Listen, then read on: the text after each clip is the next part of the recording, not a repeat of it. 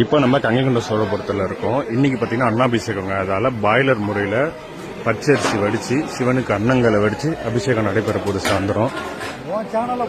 கிட்டத்தட்ட பார்த்தீங்கன்னா 5 பாய்லருங்க. இங்கே பாருங்க சாதம் வடிக்கிறாங்க.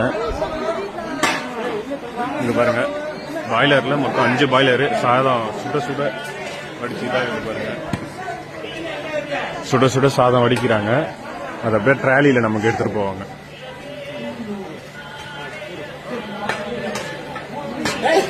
பச்சரிசி மட்டும்தாங்க. கிட்ட டன் கணக்கில் வருது. இங்க பாத்தீங்கன்னா ராட்சத ஃபேன்களை கொண்டு ஆற வைக்கிறாங்க. வடிச்ச சாதத்தை ஃபுல்லா ஆற வைக்கிறாங்க. அங்க பாருங்க ஃபேன் தெரியுதுங்களா? ராட்சத ஃபேன் வச்சு ஆற வச்சு அதை கூடைகளை நிரப்புறாங்க பாருங்க.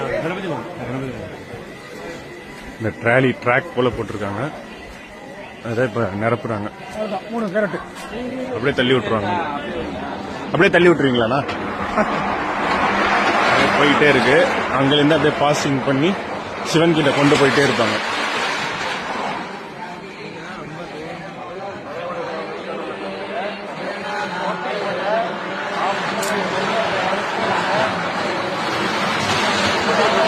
அடுத்த கூட வந்துருச்சு.